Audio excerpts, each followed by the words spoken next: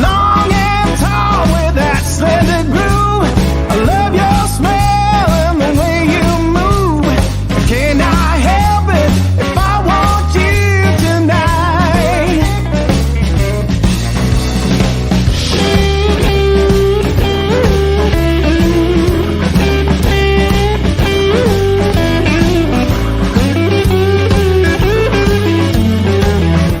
Good afternoon, ladies and gentlemen. Welcome back to your place of chill that is the Coffee Company. We're here with a very special guest today, all the way from the Irish Hotspur, from the Big Apple itself, Mr. Jack Kineke. How are you this morning, sir? And how are you doing?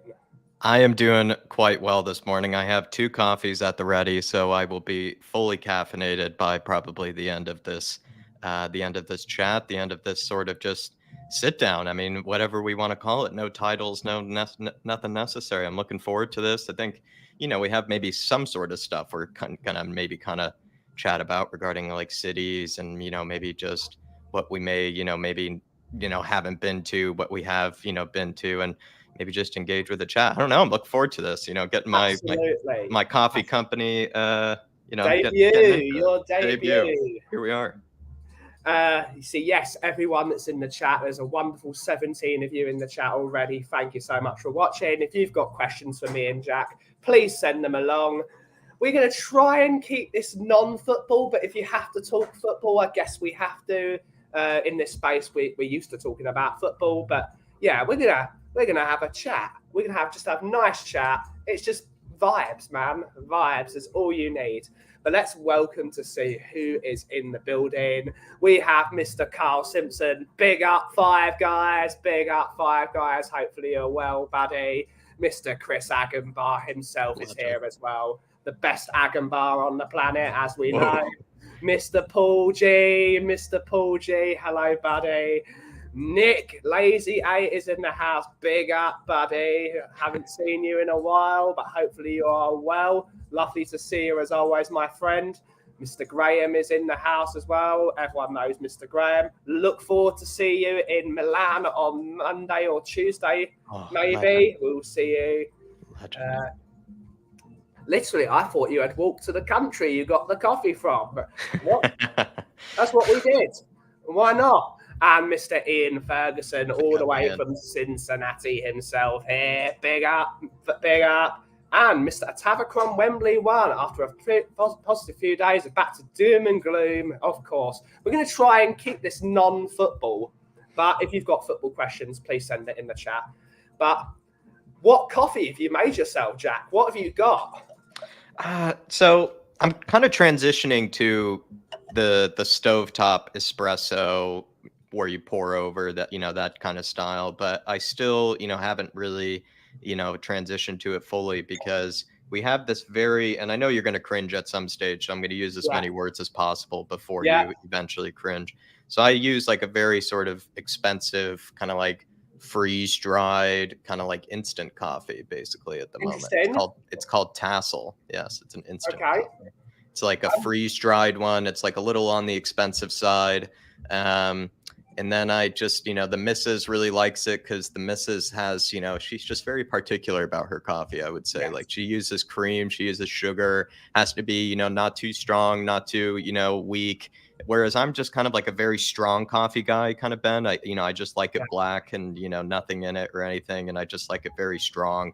And it's just, we kind of conflict on that sort of coffee taste, So the missus and I have kind of had to find a way to sort of find a balance, you would say. And I think we've done that through this very expensive freeze-dried coffee. But I've kind of have grown a little tired of it. And so I'm switching over to that sort of like stovetop, espresso kind of style. But I've been a bit lazy about it. I bought the espresso, but I haven't, switched to it yet. Not everyone has an EK43 and a Malconic to hand all the day, but you live. And I'm like, no, I'm no cream, I'm no sugar. Like I just like it strong. I just like it very strong. And, I wouldn't say this is strong at all, but I'm happy. I drink everything. If it tastes good, it tastes good at the end of the day. If it tastes good, that's all that matters. And so the benefit then with like kind of the instant coffee, or maybe I won't even say this as a benefit, it's just sort of kind of like maybe allowed for the balance to be made, is that you can just pour more in if you want it to be stronger, technically,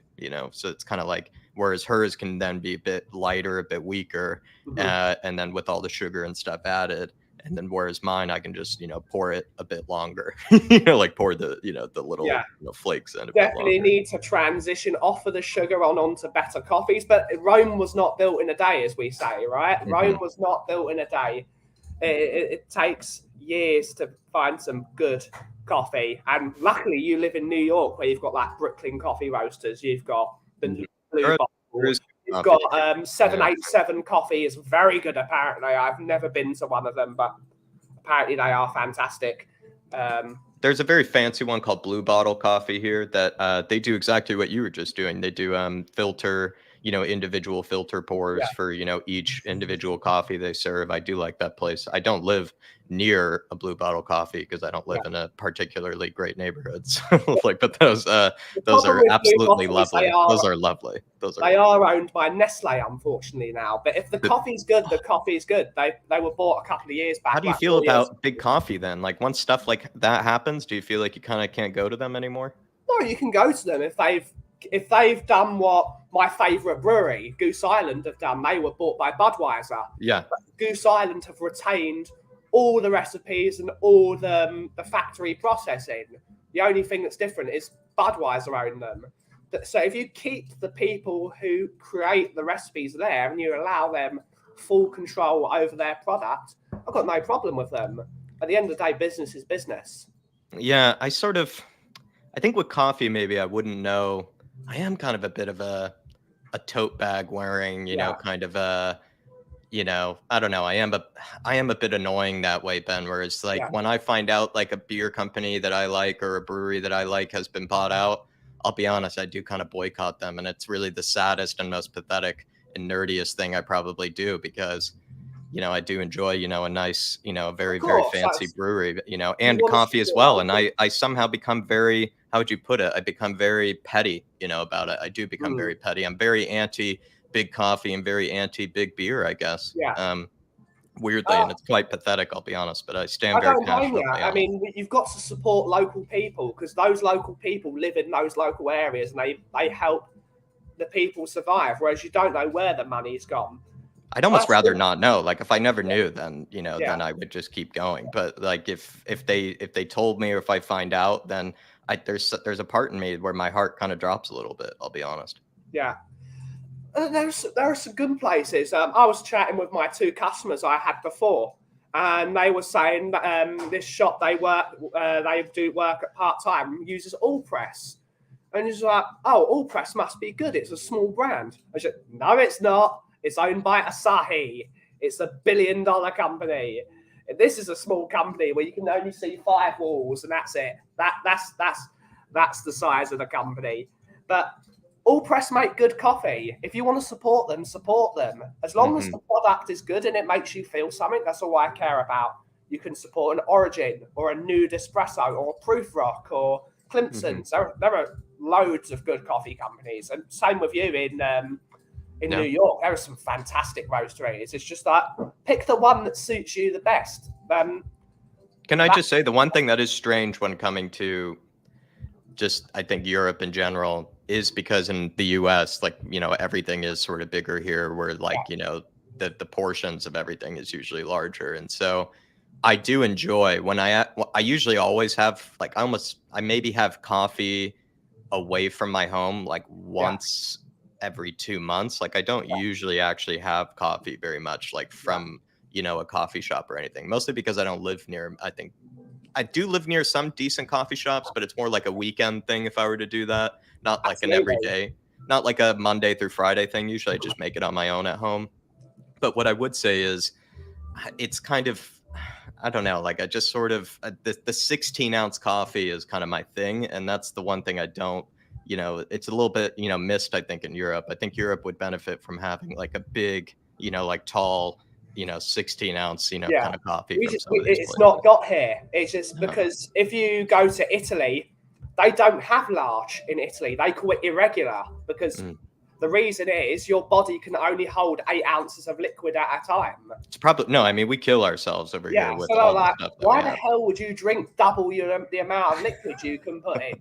Why would you do it? It's the Italian Because way. you can over here. That's You that's can't. exactly right. So I think we even so have fair. 24-ounce coffees. I'm pretty sure we have I 24 want ounce. 24. I don't care if my body can't take it. Gimme. Fair But- point. I love that. Actually, good point. But yes, I think you still need it nonetheless, Yeah. despite the health reasons, despite the health risks. I think you need it. I mean, the amount of coffee is not a problem for me. It's like the heat. Like when I went and saw what the Mr. Wonderful Bobby K in Canada, and I had a Timmy's for the first time. It's like I burnt my mouth off. So how? Oh no, you got to wait about 40 minutes for that thing to cool down. Now, How do you drink? That is not safe. I That is don't. just I not actually am safe. also sensitive about that. I Yeah. kind of have the missus has. I swear, like she has the mouth of a breathing dragon or something Yeah. like that because she can like drink like boiling hot coffee water, and I just like I have to wait like 40 minutes for that stuff to cool down. I swear. Because the inside of your gullet can only take 60 degrees worth of temperature. My tongue can only take like my tongue is You burnt kill your for like tongue. days. Like if I Yeah. do it, like I remember even one time I had, like an experience you had, and I remember like 3 days later, I still felt like parts of my tongue, like still like a little burnt, whatever. It's not fun. And it's also already water coffee anyway, so it's not even very good in the first place. Like So not that's only- maybe why you can take 16 ounces of it because most of it's water. Yeah. It's like very watered down. So not not very only did common. it taste horrible, it killed you. It's just like, what's the point? Why are you paying $5-6 for it? I don't understand it. Yeah. But, Yeah. but I make this coffee and it's immediately ready to drink. There we go. It's gone within 20 minutes. I like your chairs as well, Ben. Yeah, or at they're least the one great. next to you. They look very Peppermint nice. Interiors in the UK, they're brilliant. I don't need any more shares, but they do the work. They do the work just fine. Look forward to seeing you later, Mr. Bobby K. Have a great day at work, buddy. Keep driving those buses and be the man you are. But yeah. Legend. What's the difference with your coffee culture or coffee habits when you're in New York versus when you're back home in Seattle? It must be so different, right? Yeah, the difference is simply the strength of the coffee and also the Yeah. fact that I'm not making it. My parents make it, and then my parents drink like very strong coffee, and it's in fact so strong that every other person that has basically been to my house hates the coffee that my parents make because they find it to be like undrinkably like too strong. But the funny thing, like with anything, Ben, is like what you grow up with is kind of like what you're used to and what you know. And so then that was like sort of the coffee that I grew up on and the coffee that I drank. And so ever since then, I have never been a coffee with cream guy. I've never been like a coffee with sugar guy. They drink it, just very black and just like, I don't know, like with no water at all whatsoever. In fact, I think it's not even like a 2-to-1 ratio. It's more like a 3-to-1 ratio of like coffee to water, I swear. Yeah. And I don't even know how to make it, how they make it. They make it that strong. Like I can't even understand how they do it, but it is simply delicious. That's actually probably, if I were to say 3 things about being back home in Seattle, when I do go back there, that is probably in the top 3 is just the fact I don't have to make the coffey. And also, it's 3 times better than what I make here. I'll be honest. It's just the problem is I don't know anyone that can make a coffee on par with myself, even though that sounds really horribly arrogant. But I can't drink coffee anywhere. Probably facts. I mean, if you enjoy, I can't drink coffee anywhere. When I find a shop, like I went to DeMello in Toronto, when finally someone made me a decent cup of coffee, I was like, "You're God, finally!"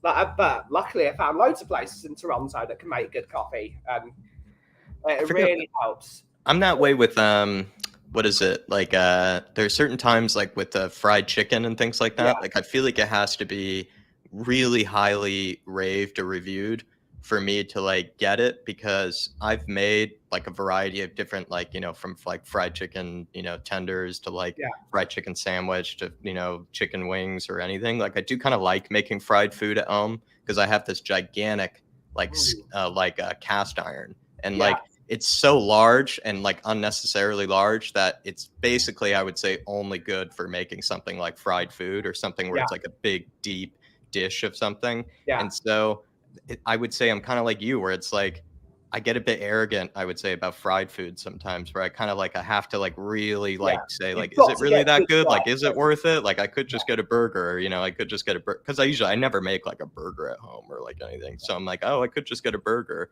Because I actually like making fried food. It's very fun. Even like fried halloumi, I try to make, from time to time.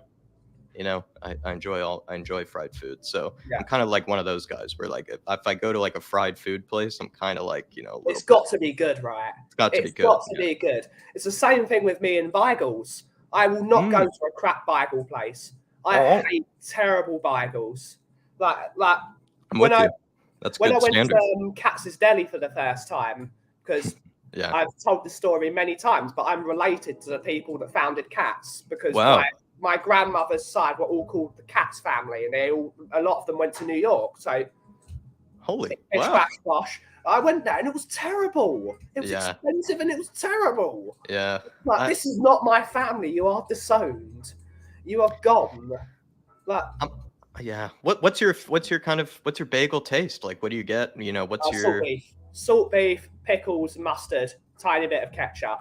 But it's got to be hot English mustard and sour pickles. Interesting. Do you lox or anything? Do you like No. lox? No. I obviously smoked salmon it's a thing. It's a very big thing in my culture, but it's not my thing. But the only place I will get a bagel that's not made by myself there is a place in Brick Lane called the Bagel Bake, which has been there 100 years. It's brilliantly good. Very, very tasty. Growing up in Seattle, you smoked salmon is like a very, very big, and like common thing, over there. And so when we moved over here to Brooklyn, me and the missus, it was like kind of like a great blend of like two worlds, where like the bagels here is so much better here in Brooklyn, but then also, the lox and smoked salmon are also like, common, and you can get that as well. So it's like it was a fantastic like blend or mix, that finally came together, I would say, over here, because I always loved smoked salmon, but I'm not as much of a smoked salmon on like a bagel kind of guy. I do like it, but it's not my first order. I would say I'm actually very American, or I'm very Yank, in the fact that I do like a bacon, egg, and cheese, and that's a very Yank kind of order, but I do love a bacon, egg, and cheese on a bagel. It's just, I don't know, something about it. It's also what I make at home if I have bagels at home. Yeah, I mean, it's always delicious. And it's easy. It's normally you don't have like lox in the fridge unless you're, classy. I'm not totally the biggest salmon lover unless it's like quite low smoked. I'm not the biggest. Okay. I don't like overly strong flavors. Interesting. From what I can remember, the Jewish Museum in New York had a really good bagel place. I wouldn't doubt it. It's really good. Like, you should try it. It's got to be to a certain standard. You would imagine it's got to be to a certain standard, but you can find some good stuff. Ooh, fried bananas, Daniel Sandoval. Yeah, or like fried plantains. Delicious. I have done that once or twice. The first time I did it, I failed epically. But then the second time I did it, it was really good. It's just like, I don't know how, like the time I did it, it was still like a bit too like, how would I put it? A bit too like buttery, a bit too kind of like oily. Like, and I needed wanted it to be a bit crispier. I wanted it to be a bit crispier, like how other people can do it. So I still haven't mastered that. I haven't mastered that. Fried plantains, when you do them well, like God, delicious. That's a good dish. Fried chicken is one of my favorite things. I will go to the States just for fried chicken, because we just don't do it correctly over here. But what you guys have is halloumi. This is my thing. It's like, I love halloumi. Like, I love halloumi. I find it to be, I'm not a vegetarian or anything, but if I did become a vegetarian, that tofu and like halloumi is what I would be eating constantly, to like satisfy that sort of like, whatever protein type, you know what I mean? And it's like in the UK / Europe, like everywhere, it felt like Germany, like halloumi is like, you can't miss it. It's almost like cigarettes. Like you just can't, you can't miss halloumi. It feels cigarettes and halloumi. That's cigarettes and halloumi are everywhere. And in the US, it's not that way at all. In fact, halloumi is also really expensive. It's really expensive here. It's really expensive here for some reason. I don't know why. That's madness. It's like for like a little block of halloumi, that would be like for just one serving for like one person. It's like upwards of like $10 over here. Ridiculous. It's Isn't it's it? That's a tragic. joke. So yeah, don't get halloumi in America. Apparently, that's what we've learned today. Unless you're that addicted to it, like myself, Yeah. and then you treat yourself from time to time, If and you're you going to just spend that much, get burrata. And you guys have burrata on everywhere. But as Yeah. Italian community, there's going to be burrata because burrata is exactly right. invented by God, if God exists. That is the proof of God. The most delicious thing ever. But, It started with burrata. yeah. On the first day, he made burrata. Ian Berg said cigarettes and halloumi, one hell of a book title or a band name. that sounds like a great band name. Someone copyright that. Many a cigarettes and halloumi I Yeah. had in Berlin. Ian, many a cigarettes and halloumi. Yeah. That is the air to Berlin diet, Yeah. my friend. That is the air to Berlin diet. I do need to go to Berlin at some point. I've never been to Germany, but it will happen at some point. I would say go to Berlin. I don't really have much of like a love for Germany, Yeah. like in general. I would say go to Berlin though. I do think Berlin is It's like an interesting city. It's like one of those places you've amazing. got to go to. It's almost like Krakow. You've got to go to Krakow. It's Exactly. amazing there. Yeah. I did get to go over the border Yeah. to Poland, but I only went to like a very small town because I just wanted to do it. But yeah, I would say Poland is an interesting country for food. I really love some of the like spicy pumpkin soup is amazing. kielbasa is great. Yeah. Like this Polish dark chocolate I've got here is fantastic. I never thought I would like it, but it's amazing. They're saying beer is proof God loves us and wants us to be happy. Facts. I agree. I do agree. Facts. Benjamin Franklin got something right. Berlin and Stuttgart are on the list. Stuttgart. I want to go to the train museum in Hamburg. I reckon that's a great. Oh, I would go to Hamburg as well. Yeah, Hamburg is also supposed to be very, very cool, especially for the train museum. It's supposed to be very like, how would I think it's probably, if anything, it's supposed to be kind of like Germany's Amsterdam to a degree, or like Germany's Copenhagen. Where it's very do that in Copenhagen or Amsterdam, though, right? Because Amsterdam's fantastic. Yeah. I think it's supposed to be the more like Berlin is very, very liberal, but like Hamburg is like even more liberal than like Berlin, which is, and it's like even more like free, kind of like free culture, all that kind of, stuff. So it's like, I would say it's like an even more niche version of like Berlin in a way. Like, so yeah. Berlin is a cool place. They've got some like really small like joints that you wouldn't see anywhere, but like you have to find them. The chase is always great for me to like say, when I discovered a place called the Smokestack here in London, which is very American, like 24-day aged brisket and then burned on a charcoal grill. Like when I find that, like the chase is always great. Actually, I was going to say there are two things that I would bring to the UK if I had like, if I had a restaurant or something that I wanted to bring food wise. I do feel like that is one, like American barbecue. Yeah, we don't with like, smokers, those, like you say, like 24-hour, 48-hour, smoked whatever, like all that stuff. I feel like would do amazing in the UK because it's not like you guys don't like meat. It's just that I think that type of, flavor could be, interesting for you guys. It's also quite simple. Like you eat with your hands and like, And then the other one is places that fake. We have places that pretend they do that, and then you get it on your, and then you're just like, I feel like you have to have one or two good ones, like you said in London. I imagine that I even think there's one in Brooklyn that I think there's one in Brooklyn here that moved over to London. It's called like Feta Sao, I think, or something like. I'm gonna have to Google it might be there. I think it's in London. There's also I feel like Mexican food. Like I would bring like we don't Mexican. have to. We're starting to get it in like chains, like burrito places. We've got Chipotle. We've got a couple of small burrito places. We just don't get Mexican food here. Yeah, we don't get it, and I love Mexican food. It's one of the things when I'm in Canada or in the US, I always get Mexican food because I just love it. I think it's something your government should consider, like maybe, allowing, if somebody wanted to start a Mexican restaurant somewhere, incentivize them to move all the way to the UK, all the way to the UK and do it. Because I do feel like that's what you guys need. I do think you guys need that. It would take you to another level, I think, food wise. Because don't get me wrong, I think the UK actually has, plenty of, like you guys have amazing Indian, you guys have amazing, just I think even Asian food in general. Yeah. And then you also have probably more representation, I think, of like Lebanese, Middle Eastern food than like the US does to a degree. like it's more like the US. It's like it's found in pockets, I think, everything. But like where something in the US that I think you, for the most part, you can consistently find is like pretty good Mexican food. And I do think that's what you guys need. Definitely need some good Mexican food, I think, over there. Mexican and Korean food. Korean food is like, it's very niche here and it's very expensive, but I want more bibimbap places. I love bibimbap. That was interesting. One of the first things we did in Canada was we got bibimbap with me and my mate that lives out there. It's phenomenal.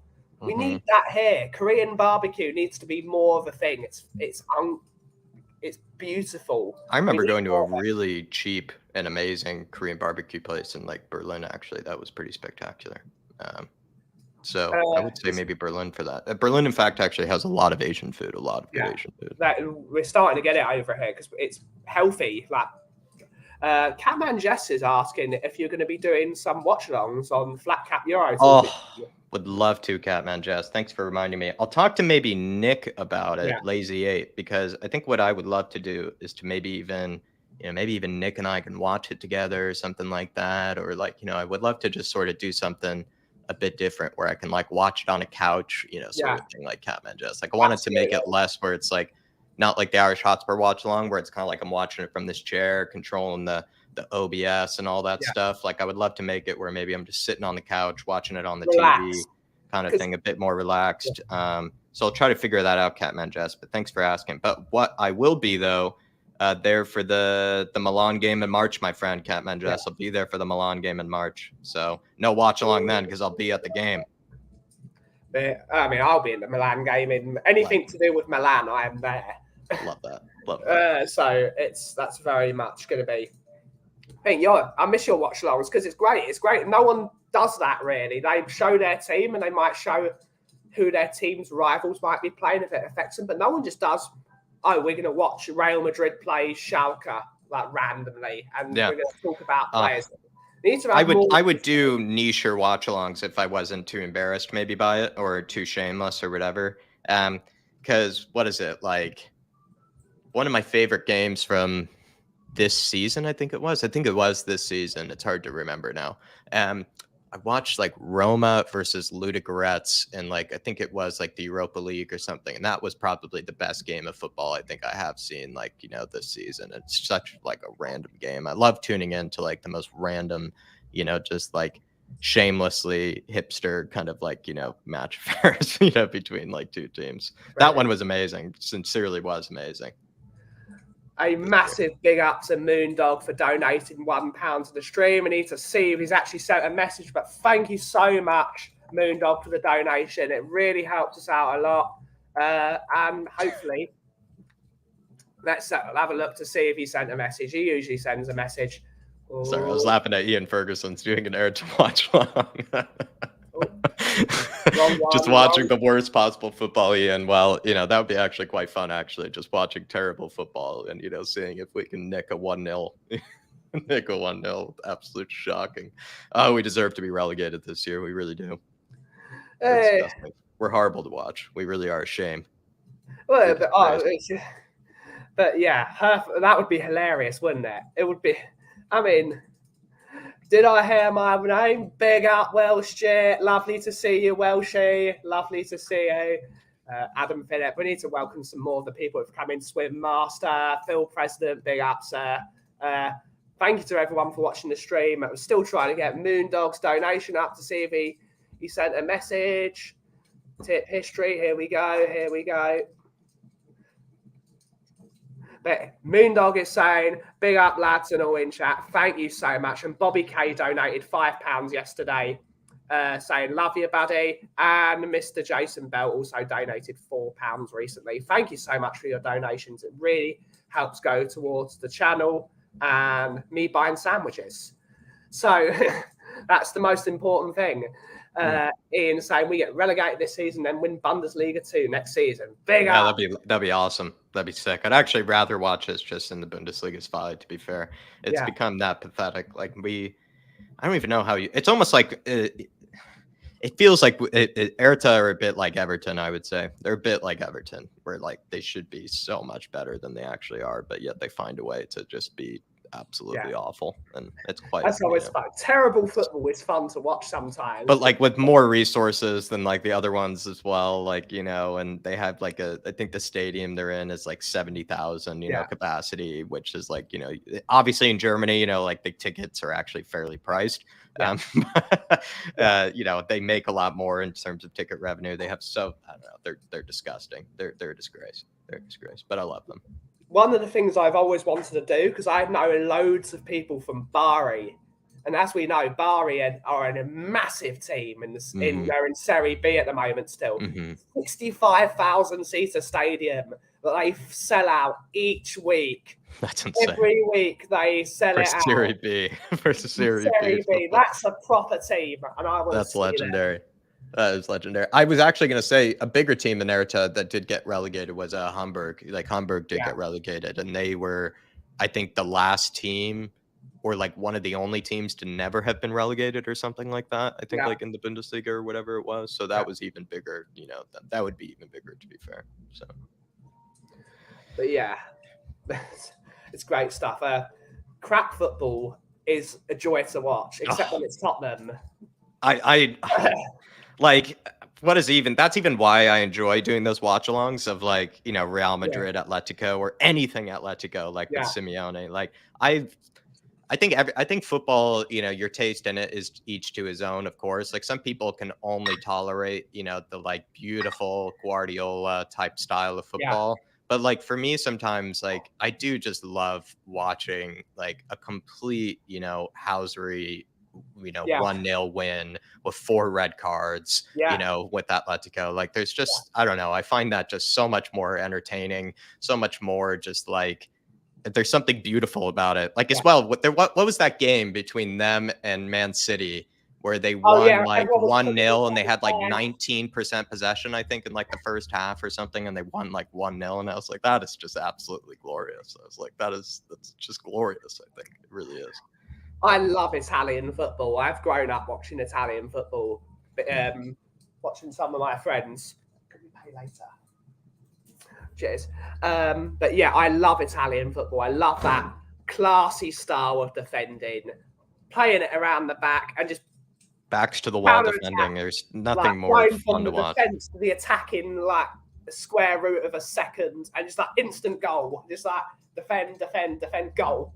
It's like, I love that style of football. I think it's why Burnley going down was such a I was so saddened to see Burnley going down under Sean Dyche, because it was just like the end of like just the backs to the wall defending, and everything. Like it really is truly glorious to watch. I think like I'm a man for it. I've always loved it. I'm a big fan of Shawnee Dyche. I'm a big fan of him. I think he's hilarious. Any manager that's funny and it's just there for a laugh and just is likable, I'm all for it. It's almost like a crap football win. Like if you win 1-0, even like 2-0 with like 2 shit house goals, like against the run of play, kind of thing, that almost feels better than winning like 3-0 deservedly. I swear. It almost feels like even more, crazy. Like if, everything just goes your way, you completely house your way to it. Like I don't know how to describe it, but I feel like that feels even more amazing. I don't know how to describe it. Oh, it's what's it called? It's like anxiety. It was us under Jose, like Adam says. Like some of those wins under Jose, like it was just like, it's just like that 2-0 win we even had over Man City that one game under Jose. That was one of my favorite performances. It's just backs to the wall defending. Yeah. I remember who was it? Like Højbjerg and Sissoko in midfield, having an absolute Tongi came on and put that amazing through ball in to Sonny. Oh, it was glorious to watch. Really was. I enjoy it. I'm a big fan of it. I'm shameless. I understand that it's not pretty, but something about it not being pretty is beautiful. Functional. It's functional, and I like that. It's like an oxymoron. It really is. It's like the ugliness of it is somehow beautiful to me. It really is. Nick is saying the Prem is not the same without a bit of Daichi. Daichi's great. Right? He's so funny. Like that time when press conference and someone's wife called them and he answered it. I think that's fantastic. apparently his first training of the season, he showed up in shorts. Yeah. And then he did a beep test for all the players. It just, I don't know. It really is. There was nothing more Sean Dyche about that win as well. Like, you couldn't get more Sean Dyche about that win, especially Tarkovsky, scoring. It was glorious. Oh, it's a shame we didn't buy him. I love Tarkovsky. Yeah. I think it's fantastic. I mean, he would have been playing ahead of Eric Dyer. You're spot on. I mean, he would have been. I would play ahead of Eric Dyer, Jack. I would play ahead of him. I like Tarkovsky. Yeah, I like Tarkovsky. He's good. He looks I like don't know a good how we egg. got back onto football, but this always bloody happens when they get. We barely mentioned Spurs. I feel like we're talking. Yeah, we don't. The Spurs isn't football anymore. What would you be, maybe slightly football related? What would be like your dream? Like if you were to see like a game between two sides at a certain stadium, what would be like your dream game? Maybe between two sides, non-Spurs related.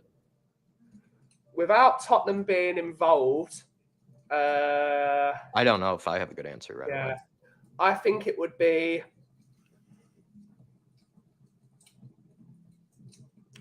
That's a very difficult question. Can I might go bold here. I would consider, maybe I would have to be in whatever corporate section there is. Yeah. But I would very much consider seeing one of the Istanbul sort of derbies. That would be fun. That would be fun. Like, it does sound epic. It sounds absolutely. I would have to put it as the Milan derby at the San Siro. I'd love to see that. I wouldn't need a good seat. I just want to be in. I want to be in that mixture of the sea of noise. Mm-hmm. Although the San Siro is not a good stadium anymore, it kills me to say that. It's a horrible stadium. Mm-hmm. It's crumbling. There's one bathroom for 5 million people. It's an absolute dump. It is. That's why they're moving at the end of the day. They're not moving because it's amazing. If it was an amazing stadium, they wouldn't be moving, would they? But that's the way it is. It's crumbling. Everyone put your favourite, the stadium you would like to go to, and who would you see? So Istanbul for me, here's what I would say to Phil about Barca versus Real, and I'd be curious what you think about this, Ben. Yeah. I feel like Barcelona is such a I find them to be like the most, how would you put it? One of the biggest bandwagon fan bases. Yeah, they are. And then one of the biggest, I hate to say it, fake football fan, I think sort of fan bases. I just find, because you can even see, and they have a huge tourist crowd, in their stadiums. If you do actually watch a game at the Camp Nou, it's very quiet. Yeah. It's very quiet, despite it being even when it's full, it's still very quiet. Yeah. And it's just people seemingly taking pictures, and it just seems very touristy. And I'll be honest, it's weird to see that, because I would say in comparison, the Bernabeu does not seem as touristy. It seems to have a bit of noise to it, especially when some of those goals come in. That roar that they have, when Benzema scores and stuff, is always epic. But I would say, it feels like the Bernabeu, if I were to watch a Barca Real game, it would have to be at the Bernabeu, because I feel like the Camp Nou, I've seen it, and it just sounds dead. It just always sounds dead to me. Yeah. We've got a couple of selections. Phil President is saying Lazio, Inter, or Dortmund. Those would be brilliant atmospheres. We got Phil. Barca, Real Madrid from Phil. I wouldn't. I've been to the Bernabeu. I've never. Atmosphere was crap, except from the Tottenham fans. We absolutely battered them that day in the fan base. Big up Paddy Hartnett. Lovely to see you, buddy. Blessed be all the coffee makers. San Siro, it is beautiful, but it's crumbling. River Plate versus Boca Juniors. Ooh. That would be a phenomenal game. I might have to second that. That's good. Dortmund versus Schalke, Lazio versus Roma, and Milan versus Inter. Yep. Ajax PSV is a good one. Old Firm, the Classica, Rome Derby would be nuts. I'm going to go to Braga Stadium. Braga Stadium is beautiful, and how it's encompassed into the mountain. Yeah, that stadium is epic. Yeah. That stadium is epic. The new Bernabeu will look amazing when finished. It will. The Portuguese games are actually very intense, to be fair. Seeing a Porto versus Sporting, or a Porto versus Benfica, those are epic games. That would also be sick. That would be sick. Ajax versus Feyenoord. That would be a hell of a game. I want Serge Milinkovic. Want to see Serge Milinkovic-Savic live. But yeah, I want to see him live. In a Lazio-Roma derby as well. That would be sick. Back. Have a lovely day at work, Welshie. Have a lovely day at work. I like Home Park. Our Argyle crowd are always brilliant, great stuff. Hope you're well, big up, Biggie. Hopefully you're well, buddy. Mr. Bob Spur TV himself. Lovely to see this glamour on this show. Big up, Connectjit. Big up, Ajax St. Pauli. Big up, everyone in chat. Big up, everyone. And we actually got a question from the Swim Master. Did the USA make coffee varieties and coffee bars popular here in Europe? I don't remember it in the UK growing up. I think only you can answer that. Coffee bars were a thing. Coffee houses have been a thing in the UK since the 1700s. Yeah, I was gonna say. Actually run by a Jewish guy, which is funny because you wouldn't think that.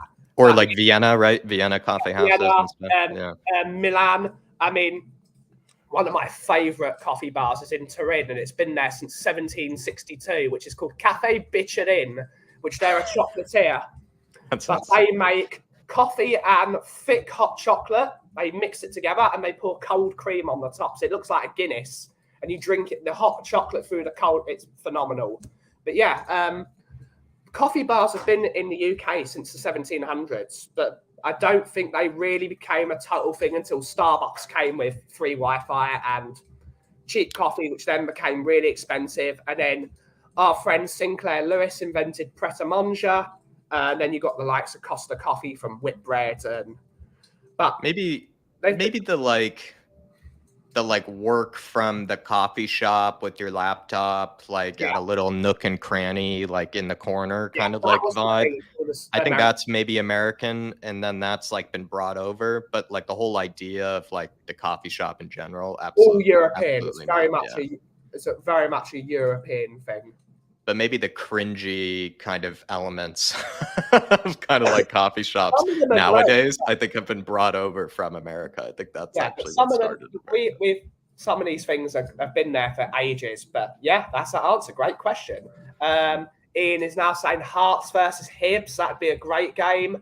Forest versus Derby. Bunch of tossers. Afternoon. Oh, I'd love to see a match in the Maracanã. That'd be fantastic. Big up, Carl. Big up. LA versus Galaxy. Lol, just kidding. Telford versus Shrewsbury. Dickens loved his coffee houses. Dickens. Yeah. The coffee franchise is probably an American thing. American and I would say franchising it is an American thing. Absolutely. Franchising wasn't a thing until McDonald's and Ray Kroc. If you've seen them. Right. Yeah, that was a good movie. That wasn't a thing. Because the reason they started franchises was so they could own the land and the franchise. So they would sell the franchise so they didn't have to run it, but they would own the land. So they would pay them rent for the land and money for the franchise as well. So double dipping the money. It is genius. It is genius, actually. Genius. Absolutely genius. People need to see a Birmingham City versus Aston Villa game. Ooh. The Birmingham versus the Vile was my friend. Just for the accents alone. For the accents alone. Carl Higgins is like, I didn't think we had coffee till much later, but I've seen a picture of a store in 1880 in Edmonton Green. Yes, that was one of the first ones. That is nice. Bran versus Velaranga. Yeah, interesting. Flamengo versus Fluminense. I would happily add Juventus versus Fiorentina at Fiorentina. That'd be a brilliant, terrible stadium, a fantastic atmosphere. I have a soft spot for Fiorentina. They have a lot of brilliant itches of the past. Some of my favorite itches of all time have all come through the ranks of Fiorentina. So and they also just have I think always every season, no matter what, it's usually the best kits, or at least one of the best kits. It's always just so epic, the iconic Nintendo kit. That is phenomenal. They've had some sick players. I've always liked Fiorentina. They always have one guy in that team that is just an absolute baller, a secret baller, baller. No, it wasn't was it Batistuta that played for Fiorentina as well? I don't know if I can go that far back, but even even the days of when Bernardeschi was actually good, he was at Fiorentina and he was sick at Fiorentina. And then Jovetic, was unbelievable, at Fiorentina. Ilicic played at Fiorentina. A lot of brilliant players have gone through there. So, and even right now, I think there's that one Argentinian lad who's a right winger or something like that. I think his name is Fernandez or something like that. But he's also, or Yeah. maybe Dominguez or whatever. I don't know. He's supposed to be sick as well. So they always have one or two good players over there at Fiorentina. Celtic Rangers, Sampdoria, Genoa. Oh, Dinamo Zagreb versus Hajduk Split. If you want all the itches, Can you get 22 inches on the pitch? Yeah, Carl, absolutely. in that case. Batistuta was Fiorentina. Yeah, what a player. Batistuta was phenomenal. Yeah. Batistuta, what a player. Bob Tit's got a question for you. Jack, McKennie at Leeds, he must be wondering what's going on. Yeah, the Yank has left him. the Yank has left the building. I don't know. Like, I feel I heard a joke from somebody where it's like with Leeds this season, it's like the joke is just kind of like I feel like people who watch them that aren't Leeds fans kind of probably just think whenever they watch them they're a little bit unlucky, Yeah. you know, like in every game. But like, can you really be unlucky in every single game? Like, you know, I don't really think that's a thing. And so it maybe has just caught up with them that like if Jesse Marsch seems to be able to like create a ton of chances, like with whatever team he has. He's kind of a bit like Bielsa, where he creates a ton of chances and he like overwhelms you with like good attacking play. But it's like a leaky faucet always with the defense. Like it's just, you know, they can crumble at any bit of pressure. It feels like their defense. So I don't know. And that's been the case for Jesse Marsch, I think, for forever. I think he's never really ever had like a solid defense. And even when he was first hired, Ben, I did make like a video like when he was first hired. Like I kind of said, like, I think Jesse Marsch could get them relegated actually, because he did not seem like a fix-it guy. He seemed like a guy that would be actually better for them, like when they were in the championship, you know, develop, you know, his system when it's a, you know, a bit less, you know, high cost or high stakes. But he did not seem like a come in and fix it, you know, kind of guy, Jesse Marsch. And I don't know, like maybe they just saw like how Everton sacked Frank Lampard. They probably saw that Leeds are maybe like in not much of a better position than they were last season, like, to be fair. So they probably just looked at it and like, I don't know if it's actually getting much better than this. So maybe they sacked him. It's weird though, because they backed him in both markets. They gave him as many Yanks as they could, and they gave him as many players as he wanted as they could. So it's a bit strange. It's a bit weird. It's crazy. It's very interesting. I mean, why would you watch them? They were like the side team I watched this season, and then get rid of him. They must have found a manager for. Like, they must have found a manager. I don't think they have. Like, they haven't. Like, they must have. No, it seems to be I was listening to Talk Sport, Ben, and it seemed like somebody who kind of knows a little bit inside on Leeds.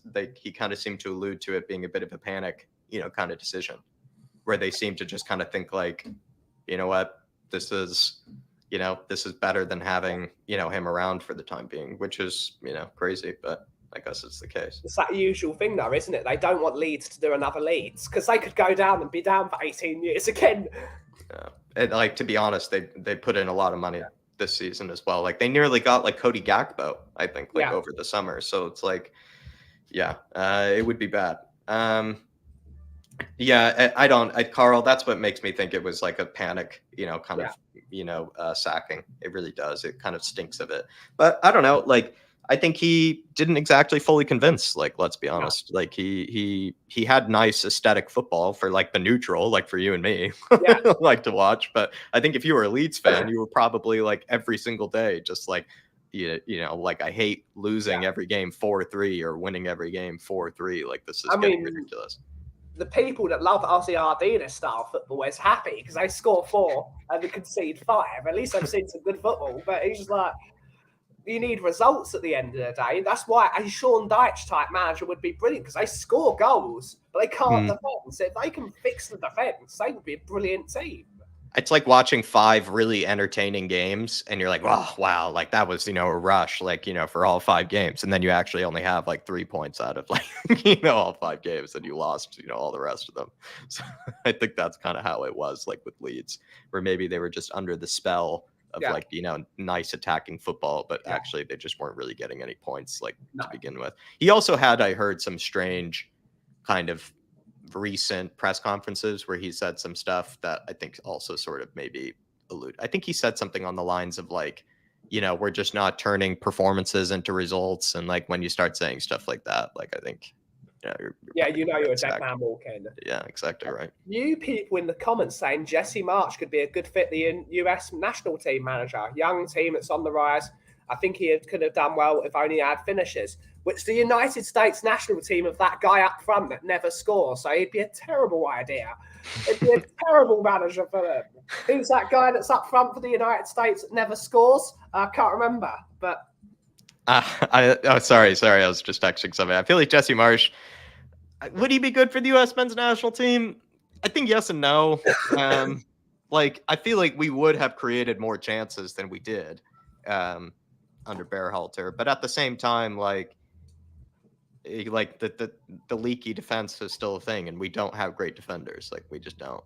Our strength is in our midfield and more or less in our kind of like wingers and like stuff like that. Tournament football, you need a defensively minded manager because it's a one-off game at the end of the day. No, the goal difference doesn't matter. You need a defensive manager. I think Spain getting knocked out like very much proved that, like as well, like Spain and Germany getting knocked out like kind of easily because like they both were very like aesthetically nice teams to watch, but the fact that they got knocked out, kind of shows that you do need to be a bit more like defensively cautious. That's for sure. Absolutely. If Marsh brings in Brandon Vasquez as the striker, then it would be an instant upgrade over what Triple G had, whatever his name is. I can never remember his name is. Berhalter, whatever his name is. Greg. Greg.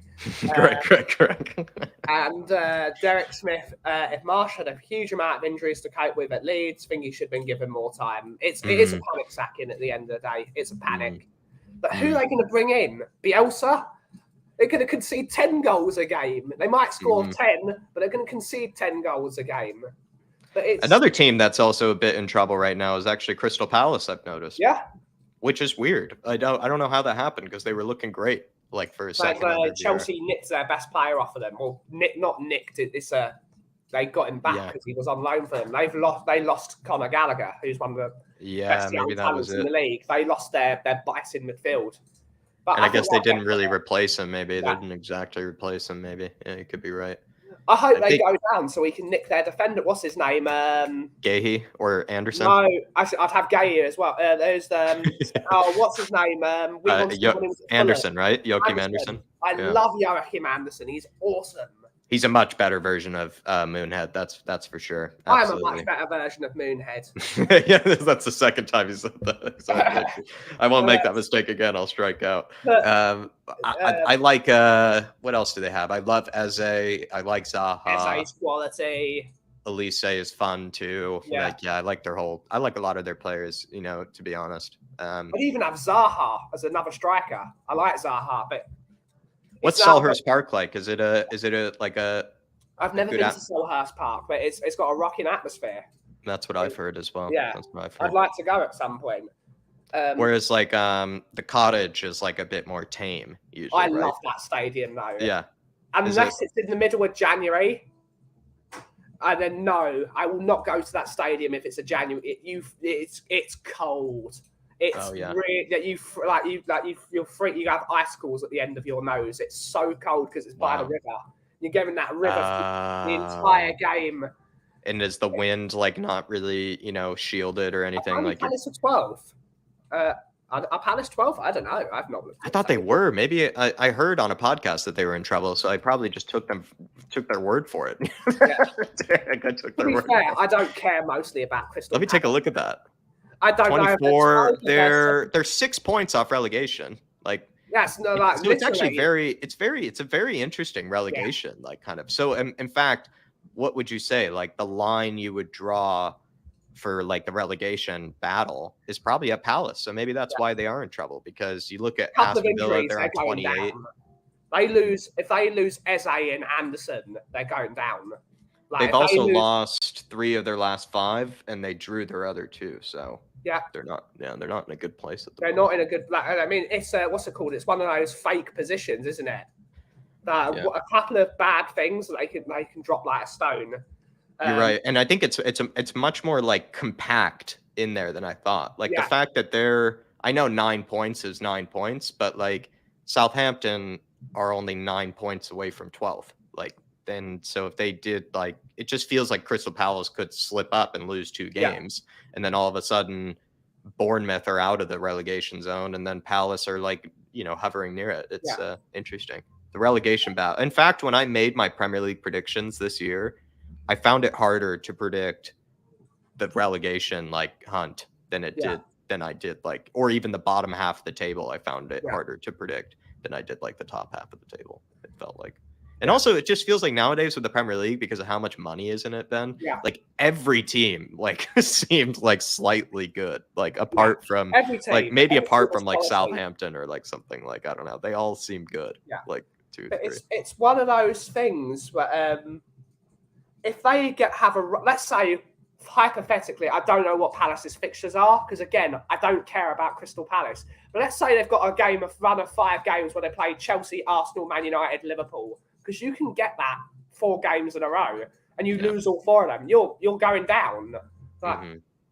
So, what's your favorite stadium? You would say amongst the Premier League, teams. What's the stadium? Is it the Cottage? You would say, in the summertime or in the spring? I hate Stamford Bridge. I think that's a terrible stadium. Oh, but that's the least favorite. That's the least favorite. I hate the Emirates for being a football fan. The Emirates is awful. You're so low down. It is low. You're so low down in that bottom tier. Isn't the London Stadium, West Ham's, also low? I've never been, but there you need binoculars. I really like West Bromwich Albion Stadium. Firstly, because they've got one of the biggest Gregs in the UK, which is fantastic. One of the biggest what? Gregs. Oh, yeah, Greg's, that chain. Yeah, that chain. Greg's outside it, so it's always fun. That's nice. Get yourself some cheap food, cheap coffee, whatever you need. I like Old Trafford. I was in Manchester when I was in the UK briefly, and then I visited Old Trafford and I just walked around it. But then when they were offering tours or something, it was £85 or whatever. I was like, Lord, no. And so I just decided to just walk around for a little bit. But I don't know. It felt historic, but it also did seem a little bit. Maybe, I don't know, it's hard to know. I'm an American, so I can't really comment on what, a good ground I think really looks like to somebody. But it's interesting. You like Old Trafford. What would you say have you been to Anfield? Do you like I've never Anfield? been to Anfield. I'd like to go at some point. I've heard Anfield is a bit of a library. It's loud for the first 10 minutes and then it's quiet for the rest of the game. It's one of those places. It's not like Lyon away in the Champions League on a freezing cold February evening. It's just deafening the entire game. And until Moussa Dembele scores in the 89th minute and then it goes silent. Do you feel because I only get to watch it over TV, but that was something I noticed, and I heard that's a reputation of theirs, is that they actually are they have the reputation of being a very passionate fan base, but yet their stadium really is quiet. Yeah. That's definitely a thing. Whereas Everton are loud. I would say Everton I've got so many Everton fan friends that live in this area for some reason, but they're a very passionate fan base. They're a very passionate fan base, and they want to win. One of the biggest things in football that's completely and utterly missed is Everton are a big football club. They've won the league, 6 times? They're a big team. That's the reason they're protesting at the moment. It's we're Everton. We used to win the league for fun. We won the league and we weren't allowed to go into the European Cup because of disasters that didn't even involve them. Everton. I mean, they're a team that should be at least in the Europe, the Conference League. They should be in the Conference League at least every season. They should be a Champions League team. They should be competing. Yeah, or competing close to Champions League every now and again. Every now and again they should. You're right. Big team. They used to have I heard somebody call it the Everton Cup, even, and the fact that they've even slipped from that, they've slipped from the 8th position. They used to consistently get 7th, 8th, and 9th right all the time, and the fact that they've even slipped from that, is crazy. It is crazy. It's madness because they are a big team, and I don't think people realize how big a team they are, but they're going to get there. Oh, part of the reason Jesse Marsch was sacked, actually, I remember now, is because you look at Everton, right? They sold their best player in Richarlison, but in Richarlison, they didn't exactly like get great replacements for him. Like they brought in like Neil Mopai and stuff like that. Horrible Where you look player. at like Jesse Marsh was given a lot of new players, like and stuff like that. Whereas Frank Lampard, as much as I don't like Frank Lampard and he is a bad manager, he didn't get the same tools that Jesse Marsh was given. Absolutely. So, but that's Lampard, I mean, Lampard, but he's an arrogant manager. I mean, he's like one of the first things he did in like putting like Jose Mourinho style rules. If you're a minute late, you get like a 10 grand fine. You're Frank Lampard, you're not Jose Mourinho. He also was blaming players though, like kind of Jose does, exactly. you know, which I also thought was ridiculous because I was like, Jose kind of has a track record to do the, you know, the blaming from time to time. I thought like he has like the experience. He's got credit in the bank. He's got Lampard. You were like, where are you coming from? Like, he kept doing like, oh, I don't train them like to make mistakes like that. And you're just like, I mean, you're a new manager. Like maybe you are. Like, how would I know? It just seemed like he was so petty, and he has like a very shallow ego by the looks of things as well. Like he can't. Yeah, I don't know. I don't like Frank, and he's very overrated by looks of things. Even I heard the Derby job he had, he was like, it was actually overrated. Like, I mean, that's the only, he's managed Derby all right, and now suddenly he thinks he's a god. Yeah. Even thought he could get the best out of Delhi. Exactly. Adam, that was a mistake. Big up Leo as well. Big up Leo. And because I forgot to do it, big up Mr. Phil P. Woo! Big up. And Mr. Dave himself, hopefully you're doing well. You've all come at the wrong time. It's been an hour. We've run out of time here, but we're gonna end this. He even thought he could guess the best out of Delhi. But just quickly, actually, a lot of cool players have like moved to the Turkish league. Like Icardi is over there, Zaniolo is over there, like Dries Mertens is over there. They've got some great players.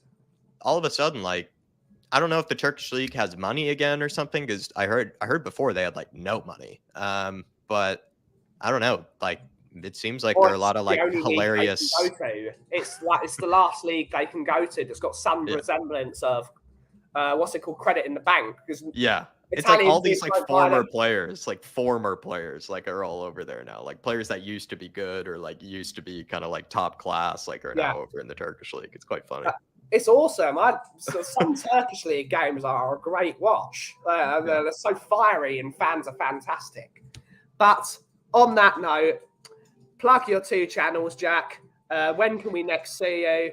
And what are we going to see in the next week on the Irish Hotspur and Flat Cap Euro Talk? Nothing from me today except for the video I put out about Lloris. I kind of like really dug into him, I'll be honest. Like, and so if you want to like disagree with me and like, you know, stand up for Hugo, I would say watch that video, because I kind of pretty much just said I'm not too worried, like with Hugo being gone. Like I kind of have been very upset with him this season, so that's kind of what the video was about. Like, don't worry, like Forster will be better, and if you disagree with me, you know, feel free to watch that video. Absolutely. But Ben, absolute pleasure, my man. This was really good. I want to do this again. This was nice. We've got to do this, and we've got to get Dave on as well. This is the nicest hour in Spurs YouTube, apparently, except for that one guy that thinks I'm horrible to people and power hungry. I don't know who that is, but thank you all so much for watching today. We will be back tomorrow at 2 p.m. A massive thank you to Jack for coming on the show, and we will definitely be bringing him back on very soon. And as always, the usual catchphrase, if you smell what the cough is brewing. Thank you all so much for watching, and we will see you tomorrow. Goodbye.